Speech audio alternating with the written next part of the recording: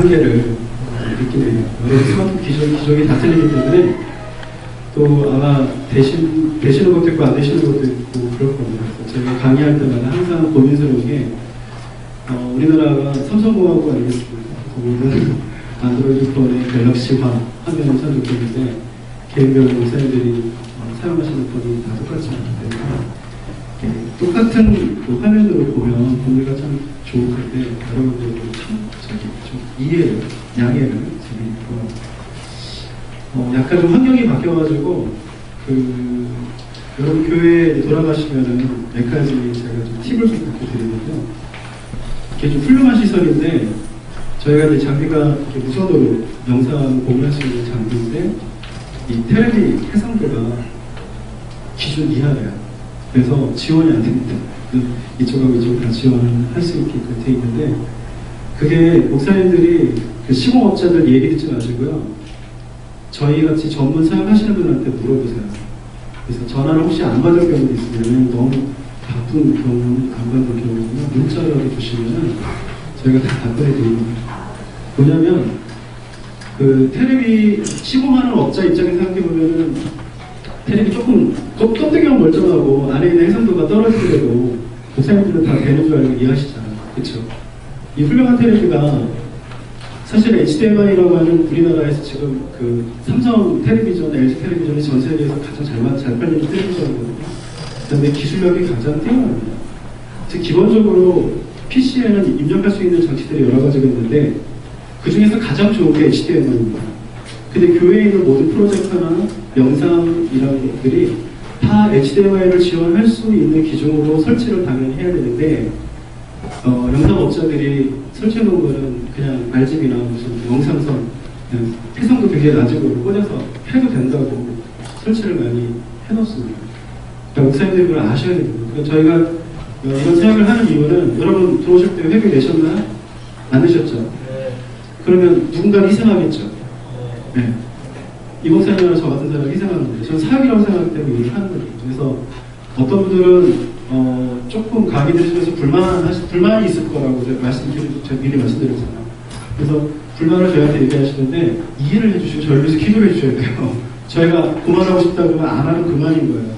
저희가 30회 이상 세미나를 하면서도 따로 찬조를 받거나 후원받은 적도 없습니다. 이 교회도 여기 있는 목사님 오늘 자리에 안 계신데 잠깐 이 있어서 좀 이따 오실 건데요. 목사님한테도 저희가 사정사정해서 장소를 저희가 얻은 겁니다. 장소비 당연히 저희가 낼 돈이 없습니다. 안 됩니다.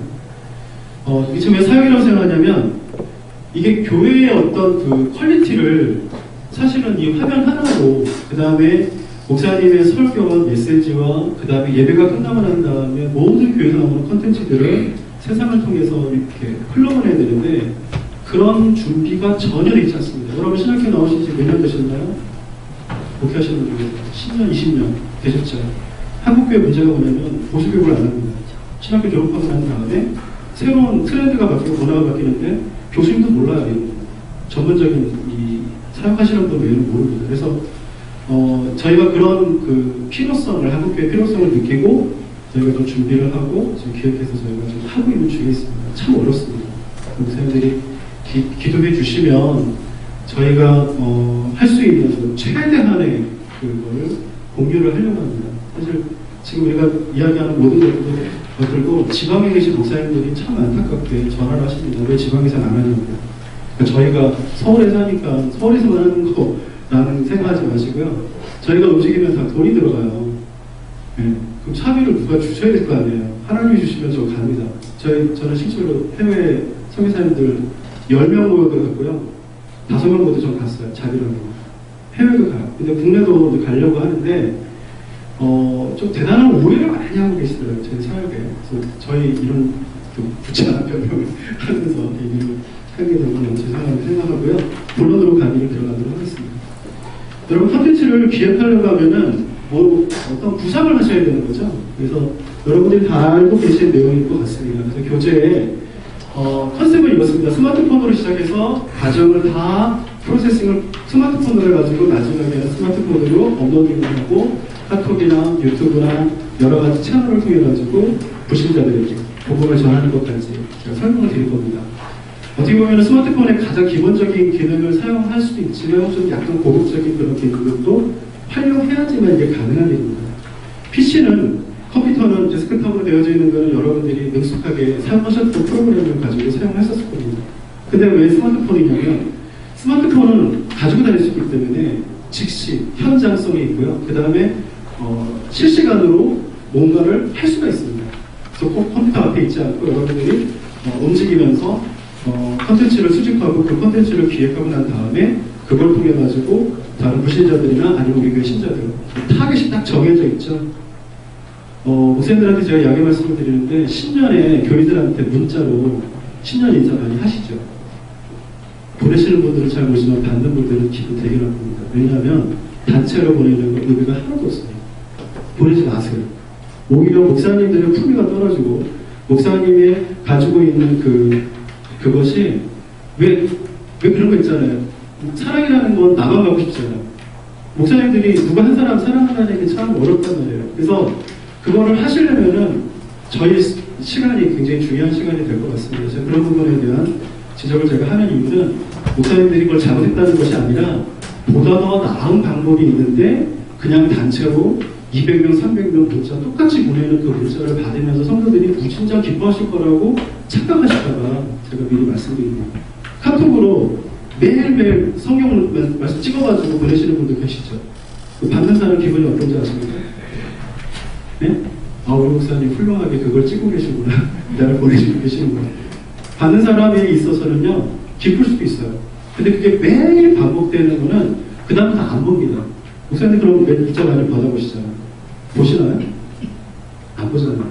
그러니까 그 수고를 하면서 목사님들은 어떤 생각하냐면 나는 주의를 하고 있다라고 스마트폰으로 뭔가 사용을 하고 있다라고 말씀하시는 거예요. 어떻게 보면 착각일 수도 있어요. 개별화되어 있고 특별한 콘텐츠가 아니면 의미가 하나도 없습니다. 요즘에 홍수 속에 살고 있어요. 조그만 아이들이 자라면서 제일 먼저 그러니까 디지털 디바이스를 받아들이는 게 테레비가 아니라 스마트폰입니다. 그러니까 여러분들하고 어린아이들 자라는 세대하고 언어가 틀립니다. 완전히 틀립니다. 컴퓨터 하면 목사님들은 제가 조사해서 따라오는데 컴퓨터 이전 시대가 있고요. 이후 시대가 있어요. 여러분은 어떻습니까? 태어날 때는 컴퓨터가 있나요? 아니죠? 살다 보니까 이런 것도 있구나 그래가지고 사용하게 되고 이제 활용하시기 시작했잖아요. 그러니까 여러분들은 이제 벌써 두 세대예요.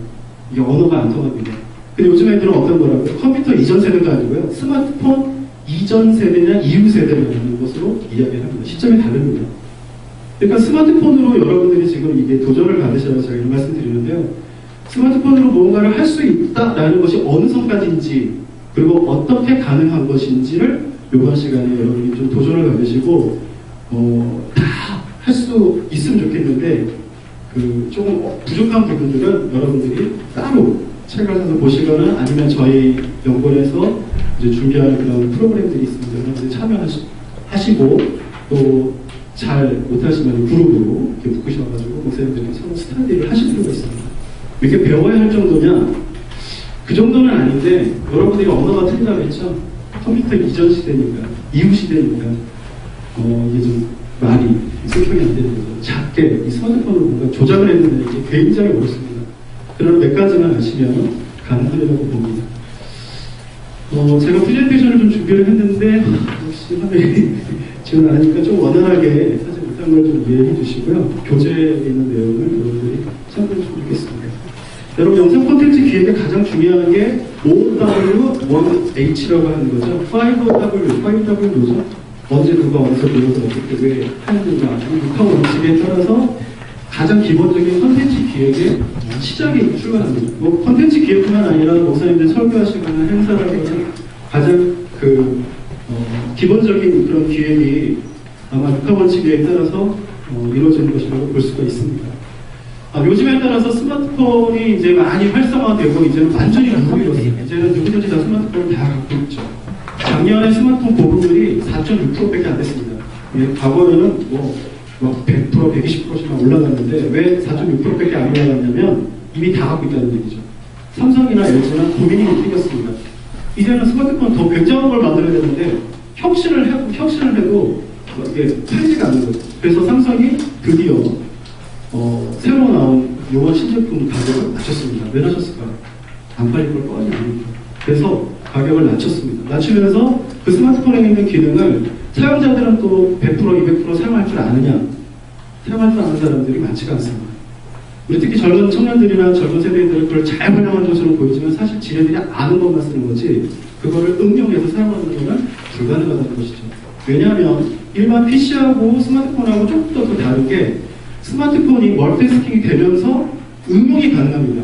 불가능한 건 앱을 한 2개, 3개를 응용하면 다 되는 거죠. 근데 2개, 3개를 중간에 하나만 몰라도 그게 된다고 생각하지는 않습니다. 불가능하다고 생각하는 거죠. 그래서 하나를 길만 알면은 내가 원하는 것을 다 하실 수 있다라고 말씀드릴 수 있는 거고요. 그래서 그 소통의 도구로 스마트폰이 굉장히 지금 뜨고 있는 중에 있습니다. 여러분 실시간으로 뭔가 녹화해가지고 라이브 방송을 한다는 얘기는 여러분 잘 알고 계시죠? 근데 중요한 거는 알고 있는 거하고 내가 할 줄 아는 거하고 차이가 크죠? 할 줄 안다 라고 하면은 앱 하나만 알아도 그냥 버튼만 누르고 그냥 촬영만 해서 바로 라이브로 동영상을 서비스를 할 수가 있다는 겁니다. 근데 중요한 건 뭐냐면 뭘 전달할 거냐라는 거예요. 컨텐츠, 내용이죠. 이게 굉장히 중요한 거죠. 이제는 소통의 도구가 다 여러분 손에 하나씩 들려져 있다는 것입니다. 그래서 그 소통의 도구를 사용하는데 무엇을 생산할 것인가 라는 것에 초점을 가지고 강의를 하려고 합니다. 요즘에 시대를 프로슈머라고 말을 하죠. 생산자와 소비자가 같은 역할을 하는 거죠. 그러니까 여러분 목사님들은 소비자이신가요? 생산자이신가요? 생산자죠. 목사님들은 거의 컨텐츠적인 면에서는 매주 설교하시잖아요. 지난주 설교 또 하시나요? 재탕, 선탕 하시나요? 안 하시잖아요. 새로운 걸 계속 내시는 게 생산자입니다. 근데 반대로 목사님도 동시에 생산자이면서 소비자의 역할을 가지고 있다는 겁니다. 그래서 주가 생산자이지만 이제는 소비자적인 입장을 가지고 프로슈머적인 정신을 가지고 목회 컨텐츠를 만들어 나가시면 목사님들이 지금 지역교회, 로컬교회의 한계를 저희 강의를 듣고 도전이 되면은 그 극복할 수 있는 가능성이 매우 높습니다. 저희가 강의를 잘해서가 아니라 저희가 가지고 있는 컨텐츠 그 다음에 전달하려고 하는 포인트는 목사님들에게 사역의 전환점을 줄 수 있다고 저는 믿습니다. 내가 갖고 있는 스마트폰으로 그것도 돼? 라고 말할지 모르겠습니다만 가능합니다. 장문의 글보다 30초의 짧은 동영상이 엄청난 파급력가 있다는 거 여러분 아시죠? 여러분 EBS 방송의 그 E 채널이라고 하는 것 중에 프로그램을 제가 까먹었는데 3분짜리 영상이 계속 시리즈로 나오는 게 있습니다. 채널 정도보다 방송 이름이 이프라인가?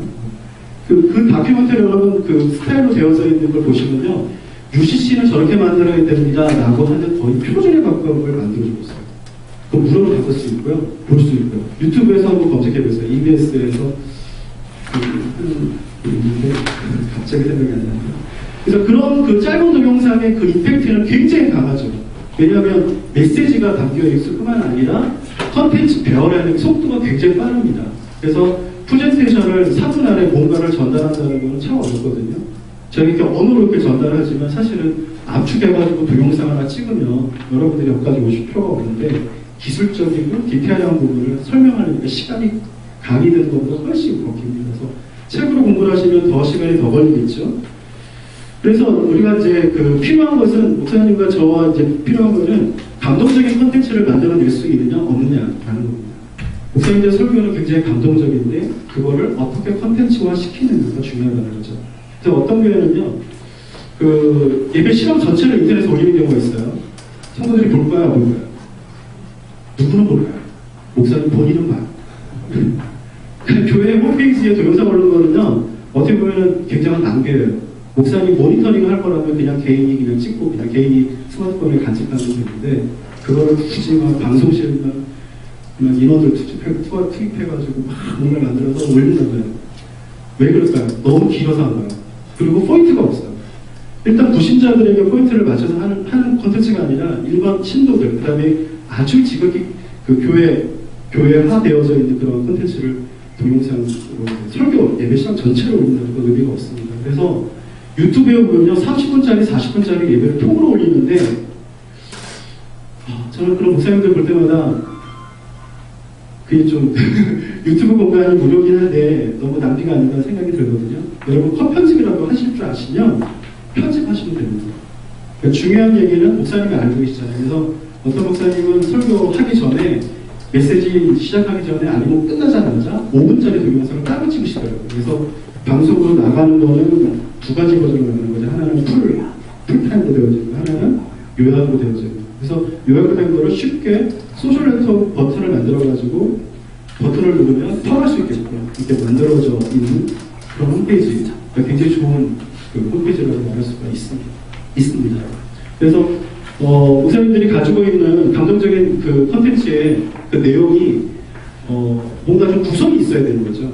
그냥 뭐 예수 믿으면 천국 갑니다, 복 받습니다라는 그런 구조가 아니라 여러분 그 기독교 텔레비전 혹은 라디오 같은 경우에 이제 목사님들이 이제 칼럼이나 짧은 스팟으로 이제 나가는 방송들을 들어보시면 굉장히 훌륭한 콘텐츠들이 거기 좀 있거든요. 예화 하나 우리가 다 같이 아는 예화인데도 구성을 해가지고 30초짜리 1분짜리로 끊어가지고 방송 목소리로 오디오로만 나가도 듣는 사람으로 하여금 굉장히 감동이 되는 경우가 많습니다. 그래서 목사님들이 책을 많이 보시고 또 목사님의 삶에 녹여져 있는 그다음에 목회에 적용되어져 있는 콘텐츠는 이 세상에 없는 거잖아요. 그리고 과거에는 목사님들이 설교집을 책으로 만들어가지고 오프라인으로 프린팅을 해가지고 줬습니다. 돈이 많이 들죠. 근데 이제는 그렇게 하는 시대가 지났습니다. 심지어는 종이로 인쇄되는 콘텐츠가 종이로 인쇄되자마자 오디오 파일을 만들고 동영상을 만들어서 강연으로 만들어서 동시에 멀티 디바이스로 멀티 채널을 통해 가지고 광고가 나가고 비디오로 접근할 수 있게끔 처리하는 게 지금 시대입니다. 누구나 가능한가요? 대형교회 목사님은 가능하겠죠. 그런 지원하는 팀이 많으니까.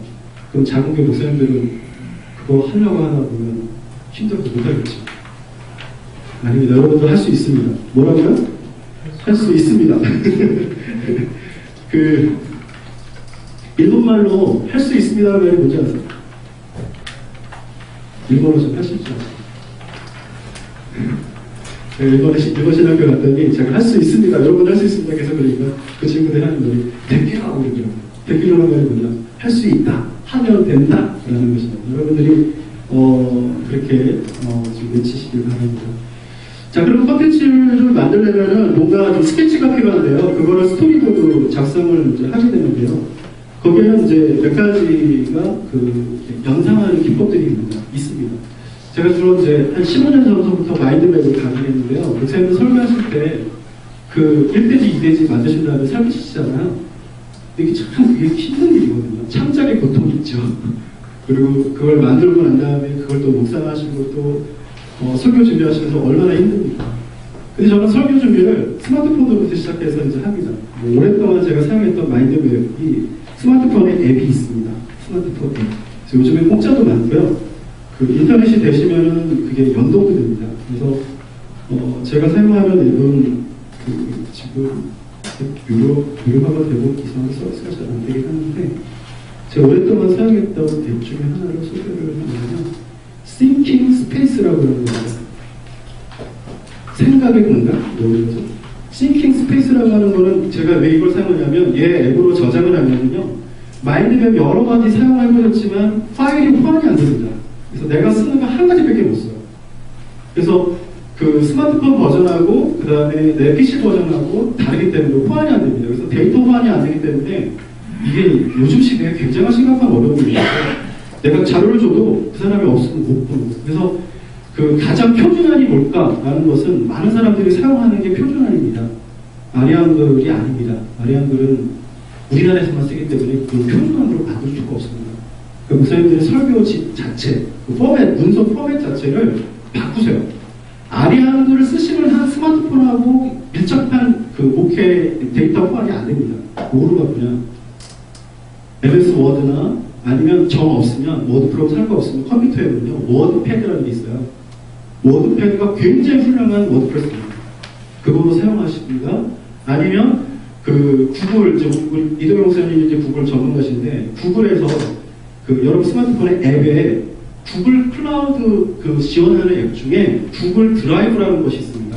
그거 앱을 설치하면은 거기에 MS 워드, 파워포인트, 스프레드시트 다 있습니다. 그냥 사용하시면 돼요. 용량은요 텍스트만 들어가기 때문에 용량은 목사님이 지금 10년째 설교한 거 지금까지 했던 거 다 변화해서 집어넣어도 남습니다. 그리고 스마트폰에 넣어갖고 다닌다는 의미가 아니라 클라우드에 저장하기 때문에 스마트폰이 바뀌고 그 다음에 디바이스가 바뀌어도 PC 데스크탑에서 동시에 연속성을 가지고 데이터를 입력하고 출력할 수가 있다는 거죠. 그리고 그 데이터는 공유가 가능합니다. 그래서 설교를 준비하실 때 아이디어를 목사님들은 혼자 설교하시는 것보다 여러분의 설교를 도울 수 있는 도우미들 몇 명만 스마트폰 그 파일을 공유해서 같이 목사님은 아젠다만 넣어주시고 다른 분들은 자료 리서치해가지고 다른 자료를 붙이기 시작하면은 이거는 굉장히 훌륭한 콘텐츠가 매일주일마다 생산될 수가 있다는 거죠. 근데 목사님들이 그걸 다 혼자 하시려고 하니까 어려운 거죠. 그래서 그런 솔루션, 그런 기술 같은 것들은 다 공개되기 때문에 사용하시기만 하면 되는데, 그러면 스마트폰에 나는 그 아래 한글을 편집하고 싶다. 그러면 아래 한글을 굳이 버리시지 않을 거면요, 스마트폰에 아래 한글 유료로 사셔가지고 다운로드 받으시면 돼요. 근데 목사님 혼자밖에 못 써요.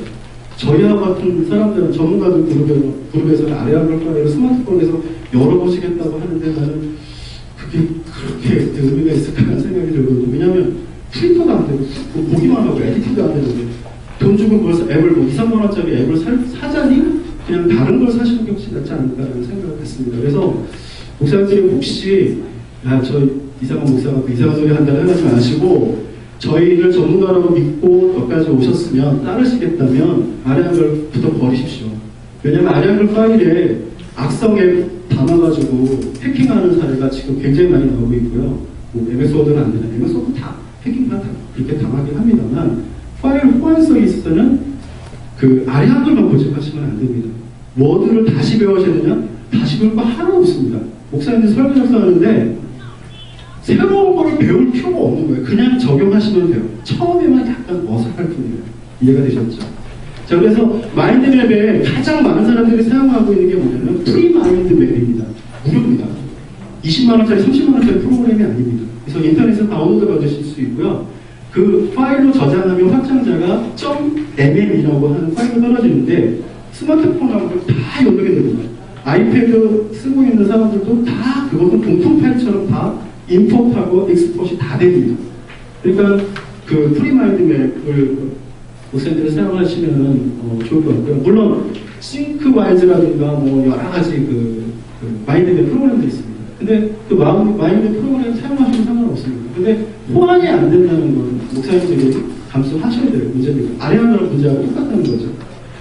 자, 그러면 마인드맵으로 만약에 뭔가를 구상하려고 그러니까 참 어렵죠. 제가 실제로 많이 가르쳐 보니까 설교를 계획하시거나 행사를 계획하거나 컨텐츠를 계획할 때 마인드맵 한 장 놓고 멍하니 이제 빈 공간을 쳐다보고 있어야 되는 거죠. 생각이 나오지 않죠.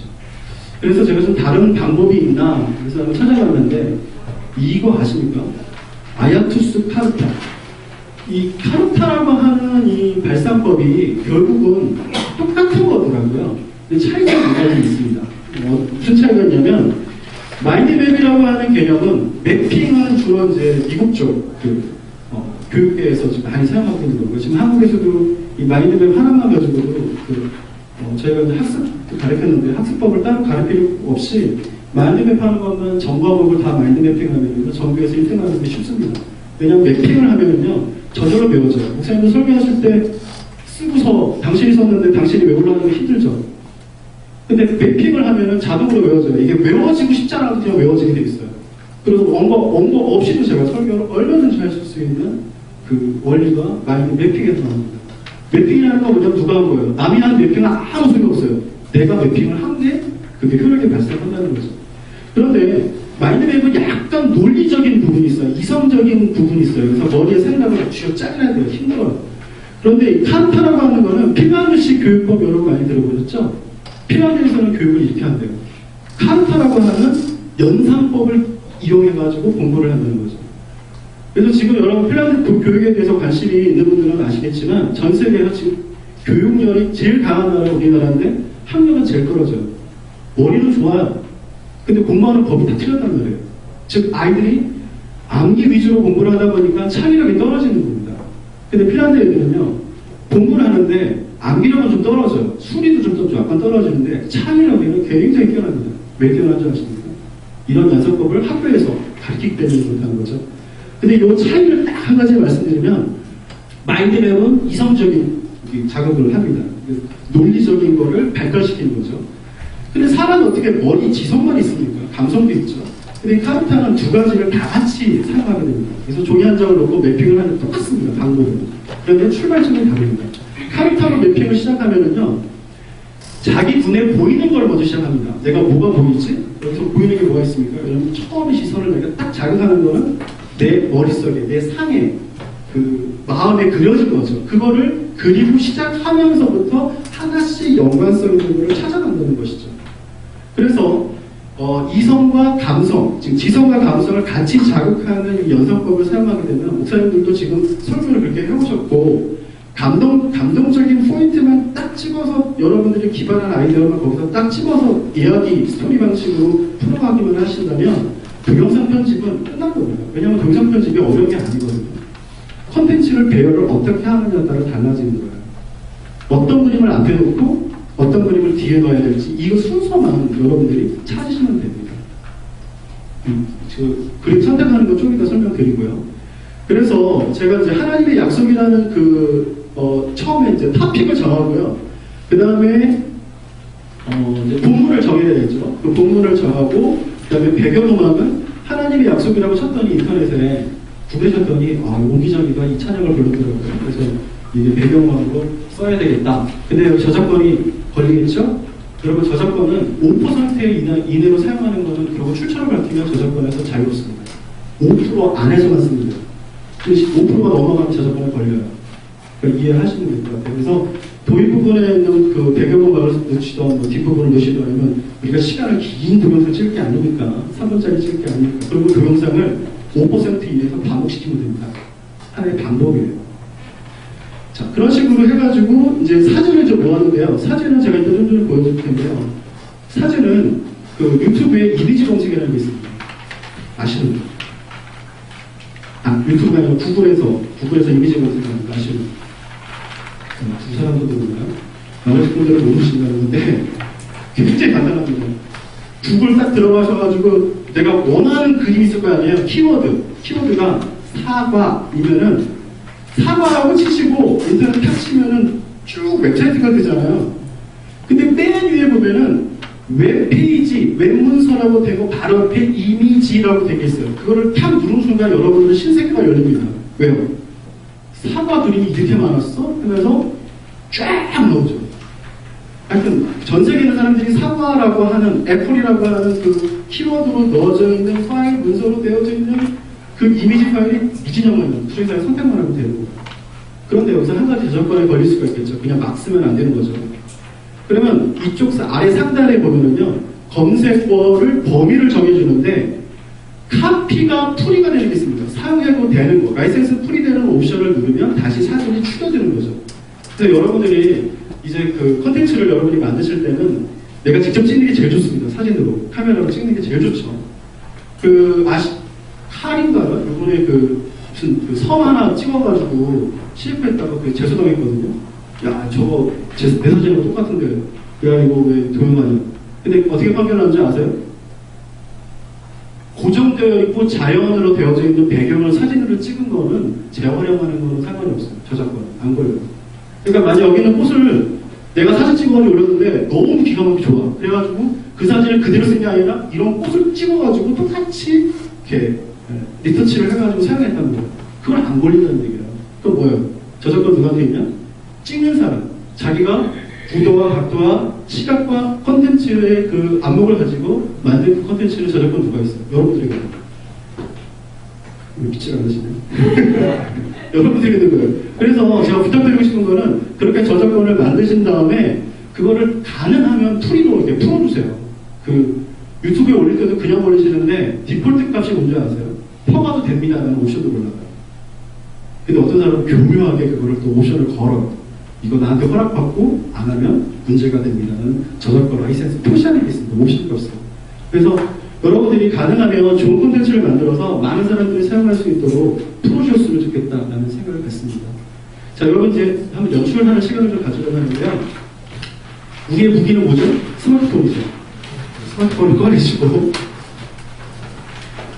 좀 내가 좀 초보다 잘 모르시겠다 연습하시는 분들 그러면 좀 젊어 보이고요 잘해 보이면 그리고 똑똑해 보이시는 분 옆으로 자리를 옮기세요.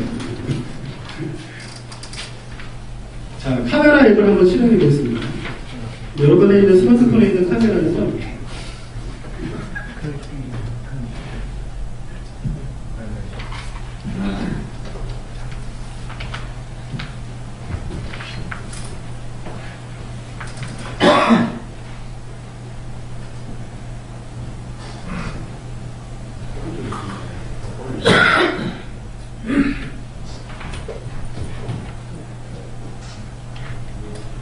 자, 이 카메라로 이렇게 여러분들이 지금 화면이 보이시죠? 자, 가운데 네모 칸에 하얀색으로 되어 있는 거 있죠? 이게 포커스 창입니다. 포커스 창을 어디에 누르느냐에 따라서 달라져요. 완전히 달라져요. 그러니까 자, 조명하고도 관련 있고요. 그 다음에 그 앞에 주목시키고 싶은 그 포인트를 주고 싶을 때도 달라지는 거죠. 제가 한번 해보겠습니다. 자, 화면에 보면요. 지금 정중앙에 돼 있잖아요. 이게 움직일 수 있는 거죠. 자, 이거 고정으로 해놓고, 그 다음에 사진 찍을 때 한 손으로 찍으시면 흔들릴까요, 안 흔들릴까요? 흔들리죠? 그러면 아무리 좋은 거 찍어봤자 흔들리는 사진은 쓰레기예요. 버리시면 돼요, 그냥 무조건. 그러면 사진 찍으려면 어떻게 해야 돼요? 항상 두 손으로 두 발을 벌리시고, 이제 자세를 고정시킨 다음에 손을 쭉 뻗지 마시고요. 앞에 이렇게 손 있잖아요. 손을 가슴에다가 붙이시면은 이게 흔들리지가 않아요. 두 손으로 잡으면. 그 다음에 먼저 구두를 잡으셔야 되는데 구두를 잡으시는 거는 처음에 어떻게 잡냐면 그 피사체를 놓고서 내가 원하는 사이즈를 놓으셔야 되는데 이게 수평이 맞아야지 사진이 어지럽지 않죠. 수평이 안 맞으면 무지나 어렵습니다. 그래서 사진기의 옵션 중에 격자 무늬가 나오게 한 수도 있는 겁니다.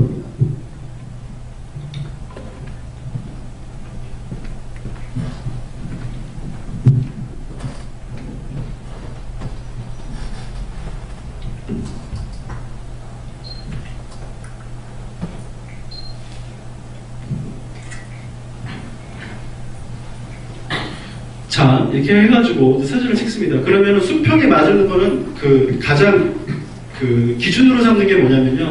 이게 삐뚤어지면 안 되는 것들 있잖아요. 건물 벽이라든가 바닥이라든가 아니면 전보 상태라든가 이렇게 기준이 되는 거를 보시고 맞추는 거죠. 저 같은 경우는 지금 저쪽 그 지금 사이드에 제가 보이십니까? 이렇게 놓으면 이쪽에 이렇게 인테리어로 되어져 있는 이 보가 보이거든요. 거기에 제가 수평을 위에 맞췄고요. 확대를 하고 싶다 그러면 어떻게 하면 돼요? 지금 이렇게 하면 확대가 되죠. 화면으로 확대 축소가 된다는 건 어떻게 하죠? 두 손으로 잡고서 당겼다 줄였다가 하면 되는 거죠. 물론 확대를 너무 많이 하면은 디지털 줌이 있기 때문에 해상도가 어떻게 해요? 떨어지겠죠. 그래서 여러분들이 특별한 경우가 아니면은 이걸 잡아 당기지 마시고요. 일단은 해상도가 가장 좋은 해상도가 켜져 있는 상태로 제일 처음에 켜져 있을 때 상태거든요. 그 상태에서 사진을 찍으시고 그 다음에 사진 편집하는 툴에서 잘라내기를 하시는 게 제일 좋습니다. 사실 이 정도 사진으로 찍으면 해상도가 무지 높거든요. 자, 해상도 한번 볼까요? 얼마큼 되나 해상도가?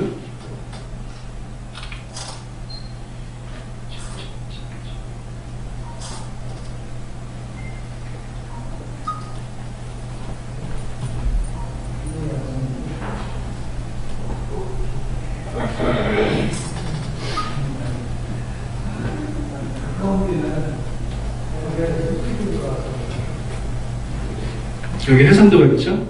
해상도 지금 용량이 5메가픽셀입니다. 5메가픽셀이면요, 그 편집하려면 힘듭니다. 왜냐하면 사진을 20장, 20장씩 편집하기 시작하면 굉장히 얘가 무거워집니다. 스마트폰이 아무리 성능이 좋다고 하더라도 우리가 원하는 거는 유튜브에 올렸는데요. 사이즈가 FHD로 쏠 게 아니거든요. 그러면 어디까지 맞출 수 있냐면 자, 홈페이지에다가 올리실 경우에는 제일 아래다 놓고 쓰시는 게 제일 좋습니다.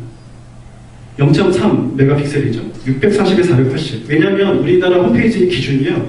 가로 길이가 컨텐츠 길이가 960이가 950이 넘어가는 게 없습니다. 그 말은 뭐냐면 이게 거리가 넓으니까 가로가 640 정도나 그 그 위아래로 돌아가는데 1000이 넘어가면 안 된다는 거죠. 그래서 보통 사진을 찍어가지고 올리실 때, 그 홈페이지 올리실 때는 용량을 최대한으로 낮춰서 찍으시는 게 가능하면 리터치 안 하고, 리사이징 안 하고 바로 올리실 수 있는 사이즈고요. 그 다음에 편집하실 때도 조금 얘가 좀 효과를 주고 그러면 해상도가 점점 떨어지거든요. 그러면 어느 정도 하냐? 2메가픽셀이나 1.3메가픽셀, 이거는 스마트폰 기종마다 좀 틀립니다. 그래서 그 사이즈를 맞추고 한 2메가픽셀로 제가 만들어서 제가 사용을 한번 해보도록 할게요. 자, 그러면 당연히 사진 사이즈가 작아지겠죠. 5메가픽셀하고 2메가픽셀하고 엄청 차이 나겠다라고 생각하는데 사실 우리 눈으로 보는 그 사이즈는요, 얼마 차이 나지 않습니다. 과소비죠. 그래서 용량을 좀 낮춘 이유고요. 자, 지금같이 조명이 이렇게 되어져 있는 곳을 찍어도 밝은 데는 어디가 밝죠? 목사님들이 알고 앉아있는 여기는 어둡고 저기 뒤에는 밝아요. 그러면 이거를 사진을 잘 찍으려면 어떻게 찍어야 되냐면 화이트 밸런스를 맞춰서 찍는 게 제일 좋은데, 여기서 말씀하시는 여기는 어디죠? 예, 요거 이게 노출하고 노출값 이걸 맞춰야 되는데 그거 할 시간이 없잖아요. 그래서 여러분들이 짧은 시간에 찍을 수 있으려면 어두운 데다가 얘를 찍으세요. 그러면 이게 여기가 밝아지면서 위에 밝은 조명하고 잘 어울리게 맞춰서 사진을 찍을 수 있는 방법입니다. 그러니까 밝은 데 놓고 그냥 디폴트 상태 그냥 찍으면 어떻게 되냐면요, 얘가 카메라는 어떤 걸 인식하냐면 빛을 인식하는 그런 장치거든요. 그러면 밝은 빛에 있는 것을 더 많이 빨아들이고 어두운 쪽에 있는 거는 어둡게 나오는 거죠. 그러니까 여기 왼쪽에 앉으신 분들이 잘 나와야 되는데 조명빨만 잘 나오면 소용이 없잖아요. 그렇죠? 그러면 어떻게 해요? 예, 어두운 데, 제일 어두운 데도 한번 딱 찍어보시면은 사진이 선명해지면서 이게 이 밸런스가, 컬러 밸런스하고 화이트 밸런스가 어느 정도 맞습니다. 그리고 인물을 만약에 집중을 시키려고 그러면은 앞에 있는 분한테 찍으면 지금 앞에 있는 분이 포커스가 여기에 맞춰져 있고 뒤에는 약간 흐리게 나오는 거죠. 이거는 인물 사진 찍는데 가장 기본입니다. 그렇게 찍어야지만 사진이 훨씬 멋있게 나온다는 거죠.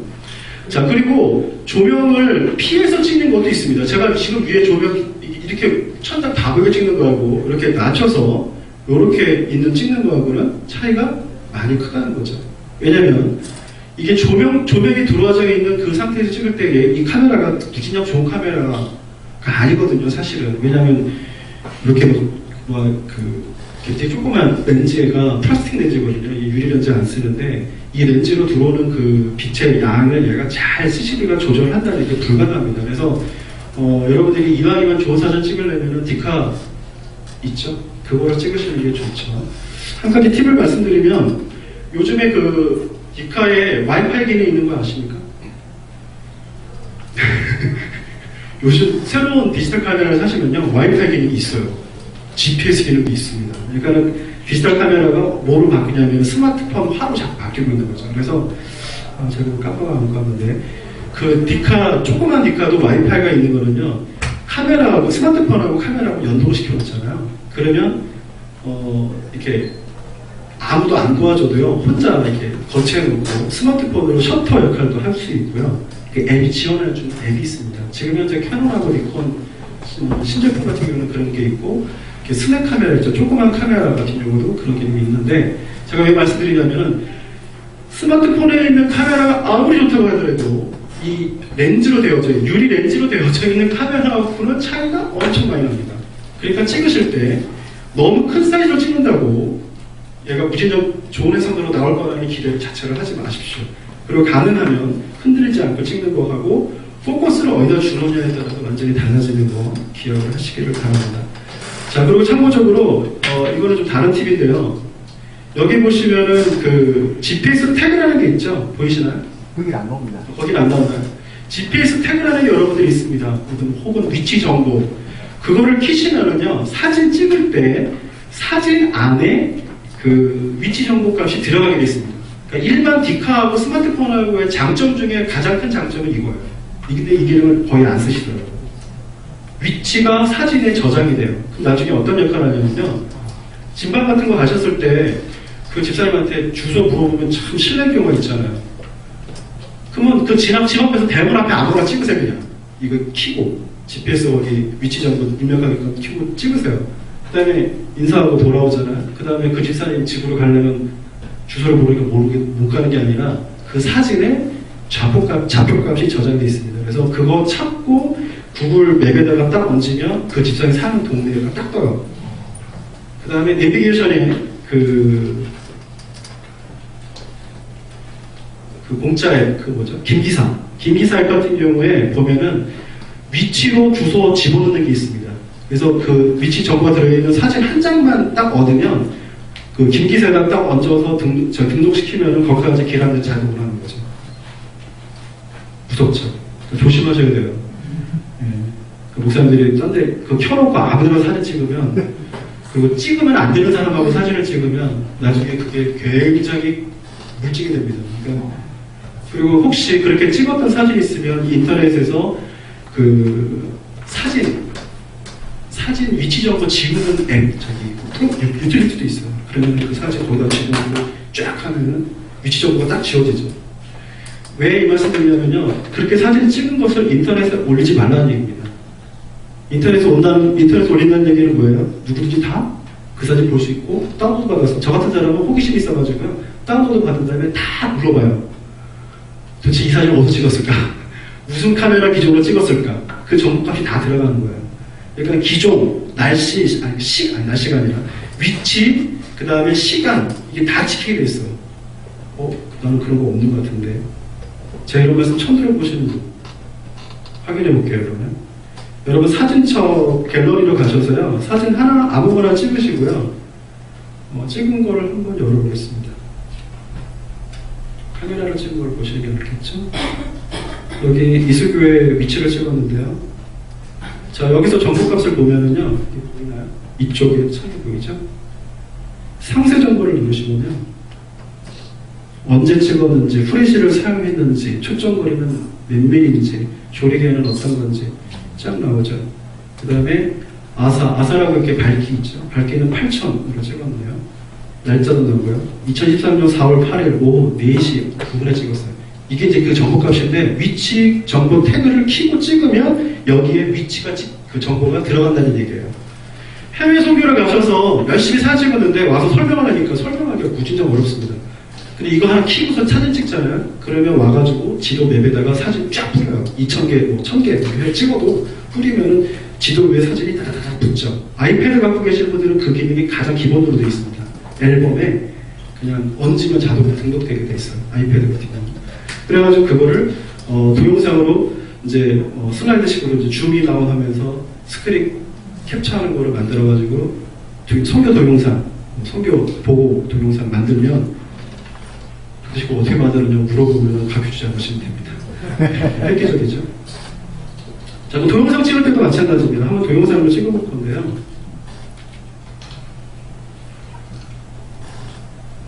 똑같습니다. 카메라 앱에서 슬라이드를 이렇게 내리면 동영상이 되는 거죠. 버튼이 다르죠. 여기는 좀 안 나오는데, 여기 보면은 버튼이 빨간색으로 되어 있죠. 이건 동영상 찍는 모드로 되어 있다는 거죠. 나이 드신 분들 스마트폰 가르쳐 주시면 이게 뭔지를 몰라가지고 카메라로 켜놓고 자 사진 찍는다고 막 그러세요. 계속 움직이는데 이렇게 한다고 찍혀지는 게 아니죠. 버튼을 눌러야지만 찍히는 거죠. 자, 동영상 찍을 때 가장 기본이 뭐냐면요, 수평과 수직을 잘 지켜주는 겁니다. 이거를 이제 텐틸이라고도 하고 위에 아래 내리는 것도 이게 4번, 8번으로 중요합니다. 자, 시작할 때 사진을 딱 찍으면, 동영상을 촬영하기 시작하면은 이게 자를 거를 생각하지 않고 그냥 찍는 분들이 많아요. 그러니까 자를 건 뭐냐면 겹치게 하거나 컨텐츠와 컨텐츠가 어울리게끔 하려면은 시작할 때도 멈췄다가 끝날 때도 멈췄다가 그걸 꺼야지 시작하자마자 켜고 움직여요. 그러면 이게 보는 사람 입장에서는 화면을 보잖아요. 안 흔들려도 동영상이 굉장히 보기가 힘듭니다. 그럼 어떻게 하라고요? 동영상 촬영 시작하면 적어도 3초 이상은 가만히 있어요. 찍기 시작하고 3초. 그 다음부터 움직이시는 거예요. 천천히. 이걸 뭐 기분 나신다고 막 흔들어 대주면 동영상을 나중에 쓸 수 있을까요? 쓸 수가 없어요. 너무 이게 문제가 많이 생기는 겁니다. 자, 그 다음에 조명 같은 경우도 마찬가지입니다. 아까 여기 포커스 잡는 거 있죠? 이렇게 누르면 화면이 지금 여기에 이게 포커스가 딱 잡히면 얘 같은 경우는 지금 소리가 나네요. 만약 여기서 여기 십자가가 준다. 그러면 녹색으로 바뀌고 여기 포커스가 맞춰서 촬영 시작할 수가 있는 거죠. 자, 카메라를 줌인아웃 하는 거를 여기 있는 걸 쓰기 시작하면요, 동영상 완전히 베립니다. 잘 못해요. 애들 말로, 시청 말로 발줌이라는 게 있어요. 발줌. 발줌이잖아요. 이렇게 해가지고 이렇게 발줌이에요. 그래서 자기가 피사체가 움직이지 않으면 내가 움직이면 되는 거죠. 여기 안에도 기능이 있습니다. 이렇게 확대하는 기능이 있습니다. 확대하는 기능이 있지만 별로 추천해드리지 않습니다. 왜냐하면 이 카메라가 가지고 있는 한계가 그렇게 깨끗한 동영상을 찍을 수 있는 카메라가 아니기 때문에 그렇습니다. 자, 그리고요, 동영상을 이렇게 찍었어요. 근데 찍었는데 찍으실 때 두 번씩 찍으시는 게 좋습니다. 왜냐하면 둘 중에 하나를 선택하고 가는 게 낫지, 한 번 찍고 그거를 살릴까 말까를 고민하시면 안 된다는 거죠. 그래서 가능하면 어떤 연출이 있는 동영상이라 그러면 한 번은 연습이라고 하면서 진짜로 찍는 거예요. 그 다음에 두 번째로 한 번 더 하고, 마음에 안 드시면 의심이 되거나 한 번 더 찍으시면 돼요. 왜냐하면 그 중에 살릴 수 있는 컷을 찾기 위해서 그렇다는 것이죠. 그리고 가능하면 동영상을 찍을 때 야외에서 찍거나 이렇게 실내에서도요, 이 조명이 굉장히 중요합니다. 사람을 찍을 때는. 일반 카메라도 마찬가지입니다. 그래서 제가 사진 기사가 아니기 때문에 이런 강의하기가 좀 부족하긴 한데요. 반사판이라는 게 있습니다. 접어서 쓰는 반사판이 있어요. 비싼 건 비싸고 싼 건 싼데요. 거울은 안 됩니다. 거울은 빛을 그대로 반사해서 하기 때문에 오히려 이 조명에는 효과가 없고요. 반사판이라고 일반 카메라 집이나 아니면 액세서리 판이다 보면요, 이게 접어서 쓰는 반사판이 있습니다. 인박지로 되어 있고요. 그거로 이렇게 밑에서 이렇게 받쳐주면은, 목사님 같은 경우는 지금 조명이 위에서 내리죠. 그러면은 어떻게 되냐면 이게 그늘이 가리죠. 목사님처럼 이렇게 잘생기신 분들은 이쪽으로 이렇게 그늘이 가려서 얼굴의 윤곽이 살아나지 않는 거죠. 그러면 어떻게 해요? 조명으로 밑에서 이렇게 조명을 받아서 위로만 비춰주기만 하면 얼굴이 이게 입체감이 나게 사진에 찍히는 거죠. 물론 2D긴 하지만 얘가 3D가 되지는 않지만 조명을 어떻게 살리냐에 따라서 굉장한 많은 차이점이 있습니다. 그래서 조명, 반사판도 얼마 안 하거든요. 교회에다 하나 사보시고요. 사진 인물사진 찍을 때나 아니면 교회 행사할 때 보조 하나 시켜가지고 이렇게 놓고 사진을 찍으면 디카로도 영화 찍는 거 아시죠? 저희 스마트폰으로. 그래서 영화 찍는 수 있는 기능이 들어있기 때문에 여러분들이 충분히 활용할 수 있을 거라고 생각합니다. 몇 가지 질문 있나요? 궁금하신 거. 제 강의는 질문 막 해도 되거든요. 아까 사이즈, 큰 사이즈, 작은 사이즈를 선택해서 찍을 때 어떻게 하죠? 해상도 그 메뉴 중에요. 톱니바퀴 모양 있잖아요. 네네. 그걸 누르면 이 카메라 기능을 내 상황에 맞게 조정해서 쓸 수 있는 겁니다. 디폴트 값이 그 카메라를 찍을 수 있는 최고 해상도로 돼 있어요. 이게 보통 이거는 지금 5메가픽셀. 보통 여러분들은 더 좋을걸요. 8메가 요즘 그 이상 되는 것도 많거든요. 근데 그렇게 찍어가지고는 의미가 없다는 거죠. 왜냐면 좋긴 한데 그 사진 하나 이렇게 찍으면 양이 장난이 아니거든요. 나중에 편집할 때 굉장히 고통스럽고 어렵습니다. 자, 단순하게 이제는 사진을 찍고 그 다음에 동영상을 찍었습니다. 이왕이면은 컷사진도 찍고요, 동영상도 같이 찍으세요. 어떤 걸 쓸지를 모르니까.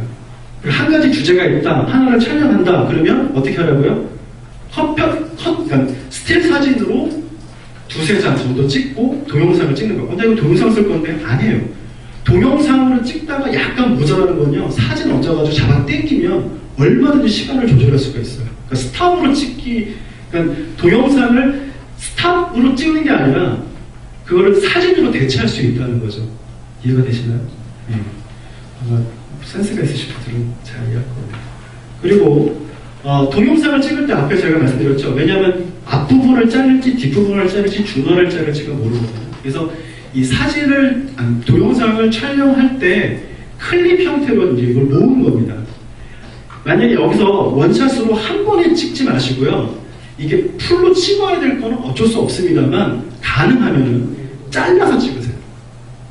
그리고 사진 위치를 바꿔서 찍으세요. 그러면 나중에 쓸모있는 클립이 비디오 클립을 파일을 말하는 거거든요. 그거를 굉장히 잘 활용할 수가 있습니다. 왜냐하면 사람이 보는 위치에 따라 다르거든요. 여러분 생각해 보십시오. 카메라 감독이 카메라 앵글이 오르락 내리락 하죠. 왜 그럴까요? 앵글에 따라 달라지는 거거든요. 밑에서 찍는 거하고 위에서 찍는 거하고 중간에서 찍는 거하고 틀립니다. 그래서 한 피사체를 찍으실 때도 각도를 다양하게 이왕이면은 촬영해 하시는 게 좋다라고 말씀을 드리고요. 아까 GPS는 일반 GPS를 보면 주소가 저장. 아니죠. 스마트폰에 GPS가 달려있지 않습니까? 그거 키라고. 예. 예. 실내에서는 지금 GPS가 바깥에서부터 켜서 들어오셨으면 여기까지는 찍힐 겁니다. 근데 지금 실내에서 키면은 GPS는 라디오예요. 위성하고, GPS 위성하고 수신하는 거거든요. 그러니까 실내에서는 라디오 같은 개념인데 하늘이 보여야 돼요. 목사님이 켜져 있는 상태죠. 예, 그 바깥에서 켜서 계속 왔으니까 켜져 있는 상태이기 때문에 찍히는데 목사님 GPS를 꺼오셨기 때문에. 예, 참고로 제가 최근에 한 팁인데요. GPS를 키면 배터리가 빨리 소모될 거라고 이제 말씀하시는 분들이 있었어요. 저도 그렇게 강했거든요. 근데 안 돼요. GPS는 항상 켜놓고 상관없대요. 왜냐면 앱에 따라서 위치 정보가 필요한 거는 걔가 켜져 있으면 정보를 가져올 때 쓰는 거지, 그때 배터리가 나가는 거지, 안 쓰면 얘가 이제 뭐라 그래요? 잠자는 모드로 들어가 있는 상태라고. 그래서 저도 켜놓는데 목사님 드리니까 제가 말씀드립니다. GPS 킬 때요, 조심해서 키셔야 돼요. 구글에서 물어보죠. 안드로이드 폰 같은 경우 구글에서 물어봐요. 위치 정보를 공유할 거냐 말 거냐. 그럼 목사님은 뭐라고 해요? 예스 하죠. 그러면 그 정보가 더 어디로 들어가게 돼요? 구글 서버에 저장됩니다. 네, 그래서 내가 너무 민감하게 말씀드리는 건 아닌 것 같은데, 그거 싫어하는 사람들은 아예 GPS 안 켜고 다니던데, 이렇게 껐다 켰다 하는 게 불편하시면 좀 그런 거는 좀 알고 계시라고. 그래서 예스를 하면 저장이 됩니다. 어떻게 저장될까요? 그러면 구글에서 한번 검색해 보세요. 위치, GPS 위치 정보, 그걸 치면요, 여러분 구글 아이디 쓰면 아이디 로그인하고 들어가면요, 달력이 떠요. 지도가 뜨고. 그러면 달력 날짜 찍는 데마다 내 위치가 다 찍힙니다. 그러니까 이 말은 무슨 말이냐면, 강의하고 상관없는 건데, 제가 목사님 이메일을 제가 알았어요. 패스워드를 어떻게 노력해가지고 뚫었어. 뚫는 거는 방법이 쉬우니까 뚫었어요. 그러면 목사님이 어젯밤에 어디서 뭐 했는지 다 안다는 얘기예요. 어느 에 있었는지. 예.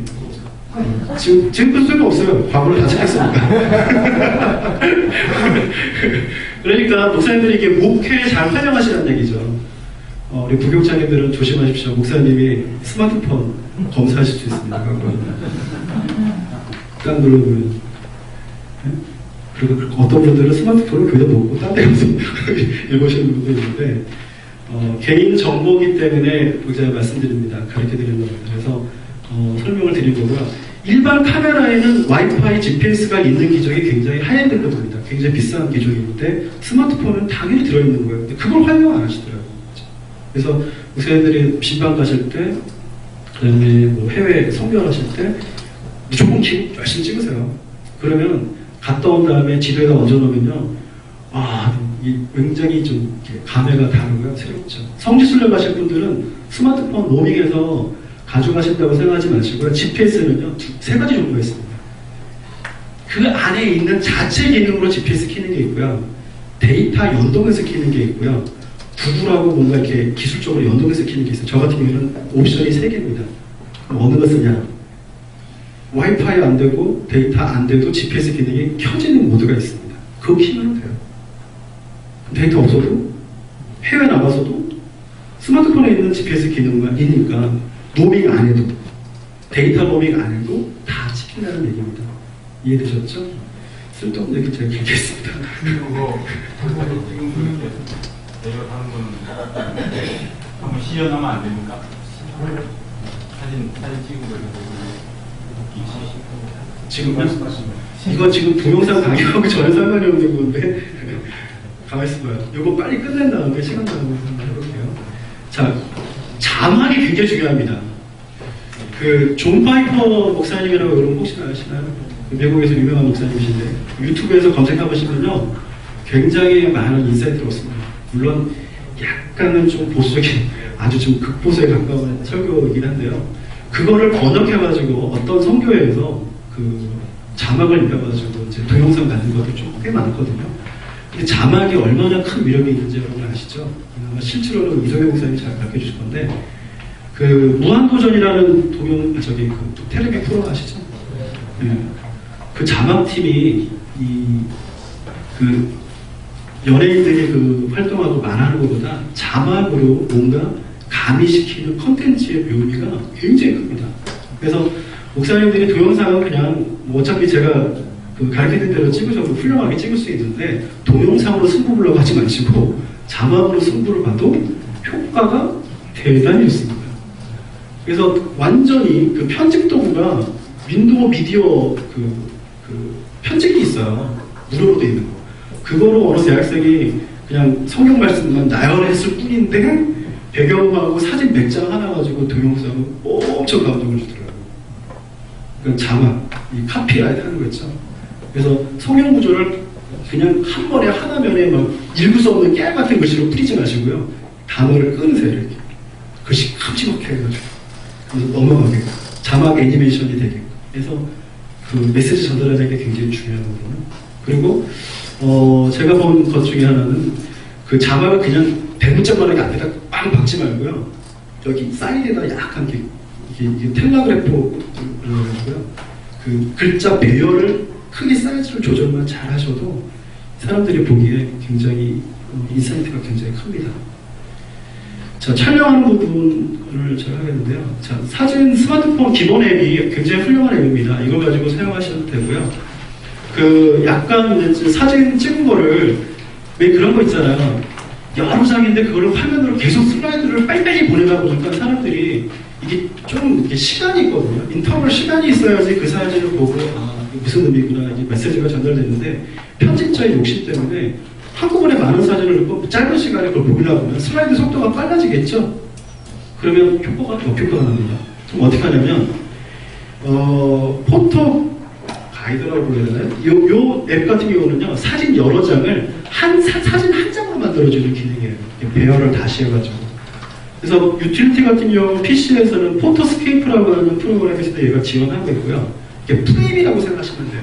아이폰에서도 이런 앱은 굉장히 많습니다. 그래서 사진 여러 장 찍은 다음에 5장, 8장을 사진 한 장으로 만들어주는 기본적인 앱이고요. 그다음에 2D 카메라 같은 경우는 특수 효과가 굉장히 많습니다. 그래서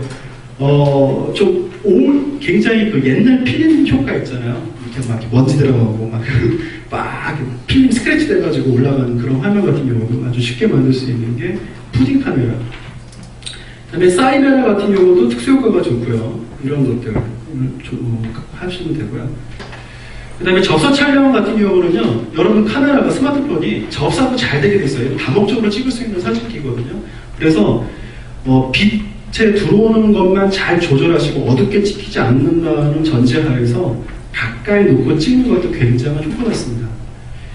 사진을 원래 원본으로 찍고 얘를 포커스 인해서 조그맣게 잘라가지고 화면이 크게 보이는 효과보다는요, 카메라를 가까이 대서 접사로 찍는 것도 굉장히 좋은 훌륭한 효과가 납니다. 그래서 여러분 이제 성경책 하나만 놓고서도요, 빛이 들어오는 그 방향에 따라서 사진을 어떻게 찍느냐에 따라 원질이 달라져요.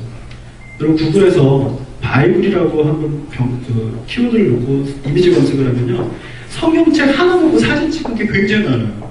근데 거기서 야 저렇게도 찍을 수 있구나. 여기다가 어떤 소품 있잖아요. 하나만 놓더라도 이게 뭔가 이야기가 되고요. 심지어는 성경책 본문 있잖아요. 본문의 단어를 이렇게 접사로 찍잖아요. 그러면은 편집한 것보다 훨씬 사진 한 장이 주는 효과가 굉장히 큽니다. 만약 믿음이라고 하는 부분 있잖아요. 히브리서 11장 보면 그 믿음이라는 부분을 포커스로 딱 책 같은 경우는 이렇게 굴곡되어져 있잖아요. 그거를 어떻게 접사하느냐에 따라 가지고 그 단어가 선명하게 보이는 건 어떻게 한다고 했죠? 앞에 포커스 창을 믿음이라는 데다 툭 찍으면은 믿음이 선명하게 나고 뒷부분이 이렇게 아웃포커스가 다 되는 거예요. 흐리게. 그러면은 메시지가 이제 뭘 전달하겠다는 게 분명히 나타나는 거죠. 그 사진 한 장. 이게 사실은 동영상 배경 하나 깔고 사진 몇 장만 얹어도 목사님이 말씀하시고자 하는 거 얼마든지 말씀할 수 있어요. 충분하게. 자, 그 다음에 흔들림을 줄여라. 아까 제가 이게 사진 찍었잖아요. 물론 카메라에 이렇게 포커스 2번 찍거나 한 번을 누르면 사진 찍히는 버튼이 있습니다. 근데 그렇게 찍는 것보다는 어떻게 해요?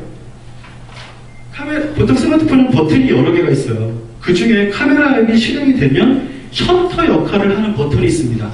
저 같은 거는 볼륨 다운이에요. 제 스마트폰은 볼륨 다운 버튼을 이렇게 잡고 볼륨 다운을 탁 누르잖아요. 그러면 셔터가 착지키는 그 효과가 있는 거죠. 그 말은 뭐예요? 일반 카메라도 이게 셔터가 있잖아요. 그래서 이게 보시고 한 손가락으로 찍어서 눌러가지고 사진 찍는 것만 되는 게 아니라 볼륨 버튼이거나 어떤 파워 버튼은 아닌 거고요. 나머지 버튼이 있습니다. 버튼으로 셔터를 대신할 수도 있다. 이런 거 여러분 발견하시기 바라고요. 그리고 한 가지 이건 또 팁인데요. 스마트폰으로 이렇게 뭔가 보시다가 그 모니터 같은 경우는 뭘 보다가 이거를 사진을 저장해서 여기다 넣기가 힘드니까 스마트폰으로 뭔가 보시다가 이거 괜찮은데? 라고 생각하는 거 있죠. 뭐 신문 기사라든가 아니면 이미지라든가 심지어는 뭐 동영상이라든가 이런 것들 있죠. 캡처 기능이 들어있습니다. 모든 카메라에. 이 스마트폰에 올라있는 영상, 사진을 스냅 사진 찍듯이 찍는 게 있어요. 갤럭시 폰 같은 경우는 어떤 옵션을 키면은 손바닥으로 이렇게 밀면은 이렇게 캡처가 되는 게 있는데, 맞죠? 예. 그걸 잘 활용하시란 말이에요. 그래서 사진 갤러리에 열심히 다니시면서 괜찮다라고 생각하는 거 있죠? 저는 심지어 보도블록 지나가다가 보도블록을 딱 보는데 이렇게 보면 십자가예요. 이렇게. 이 색깔이 되게 입혔더라고요. 그래가지고 지나가다가 비가 왔는데 여기만 물이 묻으니까 그 색깔이 있는 벽돌에 선명하게 십자가 모양이 딱 그려지더라고요. 그래가지고 지나가다가 사진기 꺼내가지고 사진 찍었죠. 거기다가 자막 하나만 넣으면 그거 가지고 엽서를 만들거나 카톡을 해서 보내거나 그러면 저작권 누가 되는 거예요? 내가 찍었잖아요. 내가 보낸 거니까 나만 보낼 수 있는 거죠. 그래서 그 카톡으로 보냈더니 어떤 분이 되게 좋아하시더라고요. 목사님들이 보시는 게 그 눈이 굉장히 중요합니다. 다른 사람 만드는 거 아무 소용없어요. 목사님의 눈으로 보시는 게 가장 좋은 컨텐츠가 될 수 있다라고 말씀드립니다. 자, 조명 같은 경우는 백열등, 이거는 자기 셀카, 자기 혼자 찍는 기법인데, 옛날에는 45도가 얼짱 각도였죠, 이렇게 해서 찍는 게. 근데, 여러분, 목사님들 프로필 사진 같은 거 이제 많이 내시잖아요. 페이스북이나 이런 데도 이렇게 프로필 사진 많이 들어가시는데, 그런 거 찍으실 때도 생각 있게 좀 찍으시면 좋은데, 요즘에는 15도입니다. 15도예요. 15도 어떻게 찍을지 모르겠는데 15도로 찍는 게 요즘에 얼짱각도라고 합니다. 그 다음에 조명은 여기에 보면은 보통 조명이 오토로 돼 있을 거예요. 오토는 뭐냐면 어떤 조명이든지 다 지가 맞추겠다. 근데 지가 맞추겠다는 얘기는 뭐냐면 마음대로 하겠다는 겁니다. 좋은 사진이 안 나오죠. 좋은 사진이 나오려면 어떻게 해요? 내가 조금 온화하게 보이고 싶다. 그러면 백열등 모드를 받고 싶다고 찍으시면 얼굴이 이게 좀 누렇게 나와서 그렇지 여자분들은 화장한 상태에서 그걸 찍으면 화장을 기가 막히게 더 잘한 것처럼 나옵니다. 그래서 그렇게 많이 찍으시기도 하고요. 백열등 같은 경우는 어떻죠? 색깔 자체가 좀 차갑죠. 그래서 차갑게 보이시면 그렇게 찍으셔도 되고. 그 다음에 태양광 아래서는 사실은 조명이 얘가 안 켜지게 돼 있죠. 오토로 됐기 때문에. 근데 어떨 때는 필요하냐? 역광이 필요할 때는 오히려 프레쉬가 강제로 터지게끔 해놓고 찍으시는 게 좋습니다. 그리고 플래시가 만약에 터진다 그러면 직접 받는 것보다는 이제 약간 비슷하게 직접 받지 않고 반사돼서 가는 게 최고로 좋은 거죠. 그러니까 카메라 좀 찍으실 줄 아시는 분은 똑같이 적용하시면 돼요. 이해하시죠? 왜냐면 저기 사진기사들 보면은 플래시를 천장에다 튀기잖아요. 왜 거기 천장에 튀겨요? 난 여기 사람 여기 있는데 플래시가 앞으로 돼 있는 게 아니라 천장에 놓고 찍어요. 아시죠? 왜요? 빛이 천장에 반사돼서 이렇게 내려온 빛이 굉장히 부드러운 빛이기 때문에 더 사진이 잘 나옵니다. 그런 역할이에요. 자, 동영상 같은 경우에는 그 컷편집 중심으로 이제 촬영하라고 말씀드렸고요. 조명 같은 경우는 조명판 이용하면 좋고요. 자, 중요한 게 뭐냐면 카메라에 동영상을 찍을 때 여기 스피커가 여기 스피커가 있고 마이크가 있잖아요. 이 마이크는 뭐 할 때 쓰는 마이크예요? 통화할 때. 이 통화를 어떻게 하면 되죠? 말만 뜻이 제대로 전달만 되야 되는 거죠. 퀄리티가 보통이라고 그러면 어때요? 보통 이하지 보통 이상은 절대로 아니란 말이죠. 그래서 이 마이크가 굉장히 중요합니다. 그래서 가까이 찍으시라고 말씀드리는 이유가 소리가 잘 들어가야 돼요. 앵글도 좋고 피사체도 좋고 내용도 참 좋아요. 근데 소리가 조그맣게 들어가요. 그럼 어떻게 해야 돼요?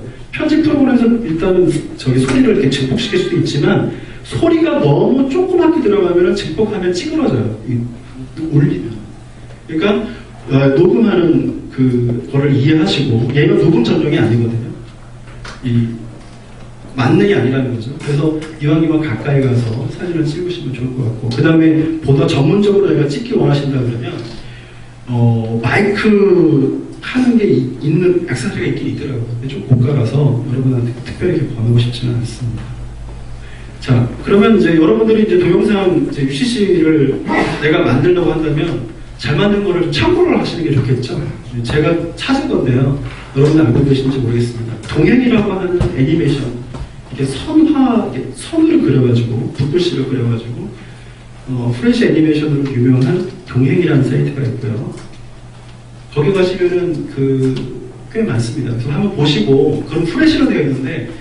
그러니까 이런 걸 수도 있어요. 그림을 조금 소질 있는 분들은요, 종에다가 그림을 조금 그리시고 사진 찍고 그리고 사진 찍고 그리고 사진 찍고 그거를 연결시키면 이거 그림이 움직이는 그림처럼 바뀝니다.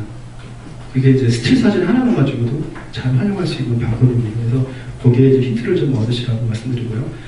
자, 그 다음에 난 잘 모르겠어. 근데 난 분명히 좀 색다른 전도지를 만들고 싶어. 이걸 이제 종이로 인쇄도 해야 되겠지만 카톡이라는 디지털 매체를 통해 가지고 내가 전달하고 싶어, 이메일에다가 첨부하고 싶어. 그러면 전도닷컴이라고 하는 광명교회 아시죠? 조현산 목사님 교회에서 오래전서부터 운영하고 있는 사이트입니다. 여기서 뭘 보시냐면요, 금주에 그 전도지가 있습니다. 여기 전도지는요 너무 소박해요. 왜냐하면 그 교회 교인들 웃는 사진 찍는 게 그게 전도지야. 그래가지고 세신자가 됐던 누구가 됐던 간에 이게 둘이서 너무 해맑은 웃음으로 웃고 있어요. 그 사진 찍어가지고 거기 밑에다가 뭐 행복 스타트, 예수 그리스도 해가지고 거기다 성경 구절을 넣고 그게 전도지야, 여기 교회는. 근데요, 이게 강력한 UCC는요, 어디서 본 듯한 거, 뭐 연예인 사진 찍은 것보다 사실은 일반인들 사진 찍는 게 훨씬 퀄리티가 높습니다. 왜? 거기에 의미가 있기 때문에. 그리고 누가 제일 좋아할까요? 일단 여러분 교회 가셔서요, 여러분 교회들부터 사진 찍으세요. 목사님 직접 찍으시면 또 바쁘시니까 그렇지만 청년들 중에 사진 소질 있는 친구들이 요즘에 꽤 많습니다. 발굴하세요. 그래가지고 주일날 베스트 샷만 찍어라. 사진 뭐 100장, 200장씩 찍는 교회 많거든요. 거기 중에서 베스트 5장, 그 중에서 추려가지고 한 장을 금주의 전도지를 만들어서 이제 홈페이지 전면에 갖다 붙여버리는 거예요. 그러면 본인이 허락하시면 하셔야 되겠지만 아마 다 좋아할 겁니다. 그리고 목사님들이 조금 뭐 모델이 없으면 목사님 직접 모델 하세요. 어차피 뭐 목사님도 얼굴 팔리신 몸 아니십니까? 자, 그 다음에 유튜브 동영상 편집인데요. 스마트폰으로만 가능하냐? 뭐 어떤 사람은 그렇게 얘기했어요. 야, PC 베가스 써야 되는 거 아니냐? 어도비에 나오는 프리미어 써야 되는 거 아니냐? 뭐 이런 얘기 많이 하잖아요. 앱 중에서도요, 되는 게 있고 안 되는 게 너무 많아요. 그러면 간단하게 생각하세요. 인터넷만 되면 유튜브로 접속하죠. 유튜브에 로그인 하시고 채널을 만드세요. 채널을 만든다는 얘기는 뭐냐면 내가 이제 소비자에서 생산자로 바꾸겠습니다 라는 거예요. 그러면 유튜브 채널이 딱 생겨요. 그러면 거기에서 뭘 하시면 되냐면 동영상 편집하는 여기 위치가 www.youtube.com 에디터라고 접속을 하시면 어떻게 되는지 아세요? 편집 툴이 딱 나와요. 제가 이 추천드리는 이유는요, 여러분들이 컷 편집한 거 있죠? 어디에 있어요? 스마트폰에 있잖아요. 업로딩을 어디다 하시고요. 그 다음에 배열만 하시고, 그럼 나는 저기 배경음악이 좀 필요한데, 라이센스 이제 풀이 되어져 있는, 저작권 없는 저기 음원이 필요한데, 유튜브에서 다 지원합니다. 그래서 만약에 뭐 분위기 따라서 좀 음한 거, 음산한 거, 그러면 음산한 거 누르면 배경음악이 좀 음산한 거, 기쁜 거, 기쁜 음악 쫙 나옵니다. 선택하셔가지고 누르자마자 음원이 깔립니다. 그럼 사진 배열하고 이 장면 전환 효과 하나 넣고 딱 누르면 거기에 유튜브니까 어디로 올라가? 내 채널 만들었으니까 자동으로 거기에 동영상이 만들어져서 올라간다는 얘기입니다. 이거는 컴퓨터 사용하고 상관이 없고요. 스마트폰이건 PC건 여기 주소 치고 들어가서 만드시면 됩니다. 거기서 음원은 그냥 써도 돼요? 예, 거기는 음원을 제공해줘요. 다 유튜브에서 구글에서 다 이제 허락을 한 거죠. 사용하시면 되고요. 그리고 음원 같은 거 만약에 이제 따시려면은요, 그 옛날에 많이 사용했는데 요즘에 뭐 워낙 스마트폰이 좋아가지고 벨소리 만드는 유틸리티나 앱 있잖아요. 그게 이제 MP3 거기다 딱 불러드리면 원하는 구간을 지정할 수가 있습니다. 지정한 다음에 누르면 그게 벨소리가 되는 건데, 동영상 편집할 때 또 그 음원이 필요하시면 그런 식으로 몇 프로 이내? 5% 이내. 그래서 사용하시면 됩니다. 저 강의를 다 마쳤고요. 질문 있습니까?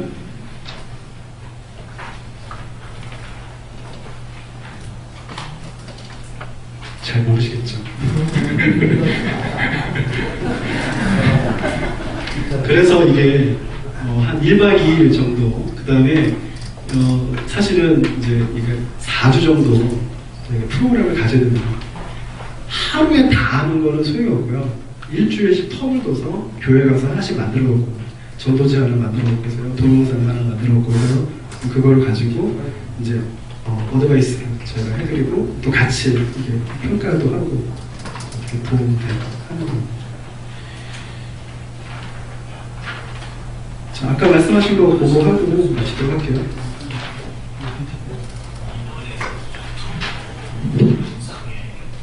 그리고 한 가지 제가 빼먹었는데요. 유튜브에 좋은 동영상이 굉장히 많아요. 그럼 그걸 어떻게 갖고 와야지 편집이 되는 거거든요. 그래서 그저 갈까요? 오케이. 이 동영상을 할 겁니다. 그렇죠. 용어로 하시면 알려드립니다. 잠깐 끝나는 거 말씀드릴게요. 제가 GPS를 키면 메뉴가 되는지 모르겠는데 이것도 동결을 좀 시킬게요.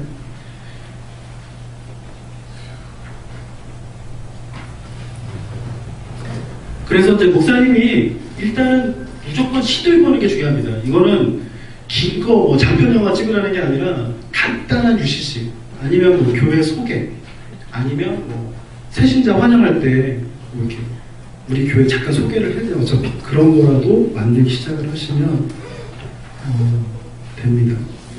오히려 이제 이거는 사실 이 기술이 아니라 컨텐츠의 내용입니다.